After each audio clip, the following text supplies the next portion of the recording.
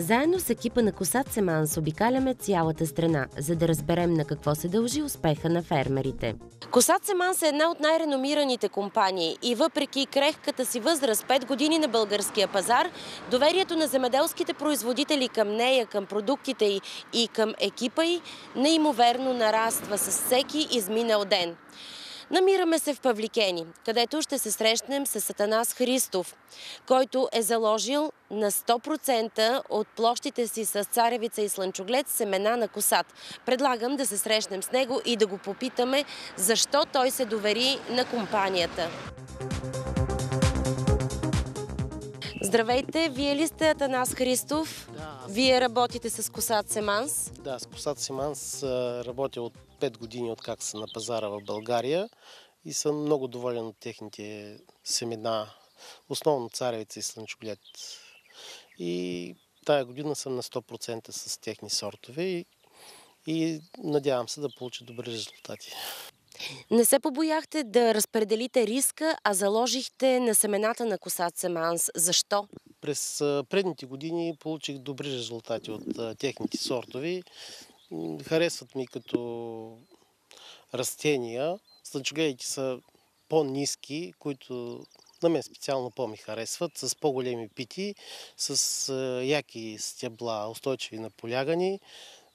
Също добре гарнират посева и допълват добива при неравномерно разпределение на растенията.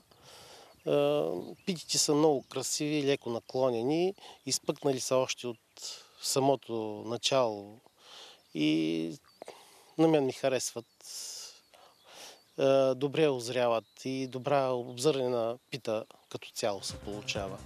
Атанас Христов се доверява на 3 слънчогледови хибрида, основно на Имерия.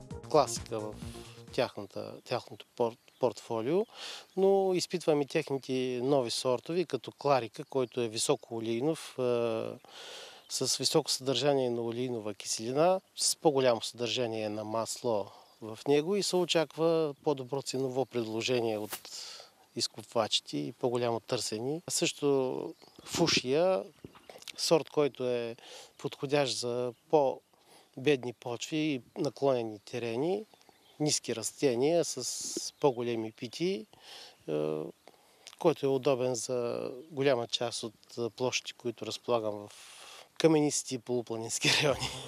Добивът от слънчоглед миналата година е бил над 300 кг от декар, а при царевицата над 850 кг среден добив. На мен любимия ми сорт стана Парди, който гледам няколко години. Той е сравнително от по-старите сортове. Харесва ми като растение, устойчив на полягани, дава добри резултати и при сушеви години, и при наводнение също е устойчив, лесна жътва и добри добиви. Очаквам по-добри резултати от Парди, който е сравнително стар сорт. Очакват се някъде около 10% по-добри резултати. Надявам се. Освен хибрида Парди, Атанас Христов засял и новите хибриди Трилоджи и Лоубази 350 по ФАО и Портил 380 по ФАО. С екипа на Косат Семанс работя отлично. Основно с техния представител Николай Петров. Всички семена получавам на време и с добро качество и конкурентни цени. Продължавате ли да работите с Косат Семанс? Продължаваме да работим с Косат Семанс.